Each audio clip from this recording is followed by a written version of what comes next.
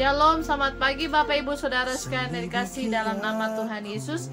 Pagi hari ini sebelum kita melakukan seluruh rutinitas kita, mari kita melandaskan atau mendasari kehidupan kita pagi hari ini atau hari ini lewat renungan kita yang terdapat dalam kitab 1 Tesalonika 2 ayat yang kedua yang berbunyi, tetapi sungguh pun kami sebelumnya seperti kamu tahu telah dianiaya dan dihina di Filipi, namun dengan pertolongan Allah kami beroleh keberanian untuk memberitakan Injil kepada kamu dalam perjuangan yang berat.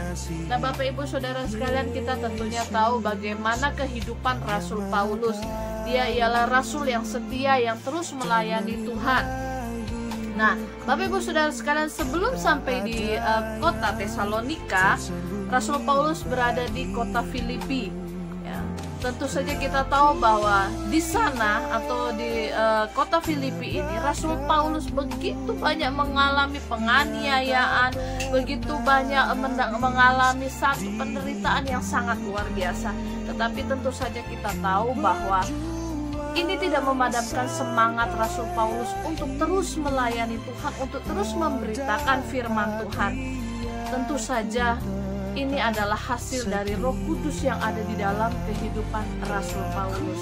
Nah, Bapak Ibu Saudara sekalian, firman Tuhan pagi hari ini kembali lagi ke dalam diri kita.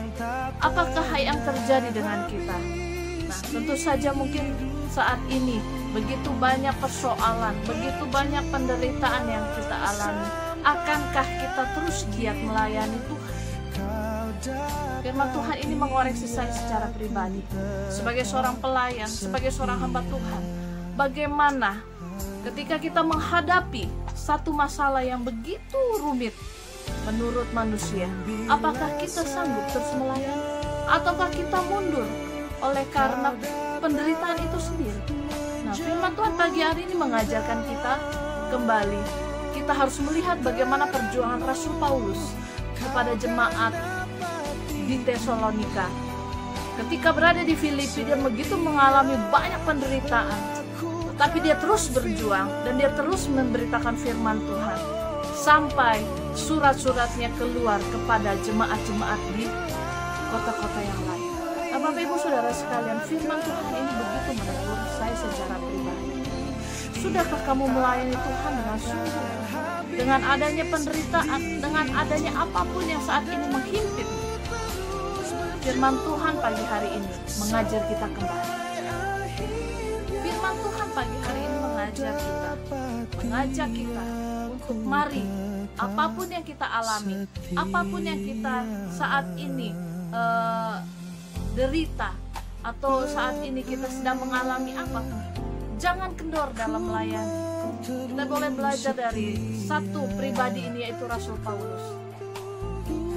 Dia dipenjara, dia disiksa, dia dianiaya oleh karena nama Kristus. Tetapi terus Roh Kudus yang ada di dalam dirinya terus membakar hatinya, terus membakar jiwanya untuk terus semangat dan memberitakan firman Tuhan. Apa yang terjadi? Begitu banyak orang yang bertobat dan kembali lagi kepada Tuhan.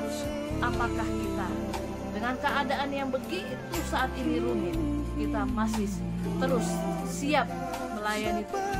Kita masih setia untuk melayani Tuhan?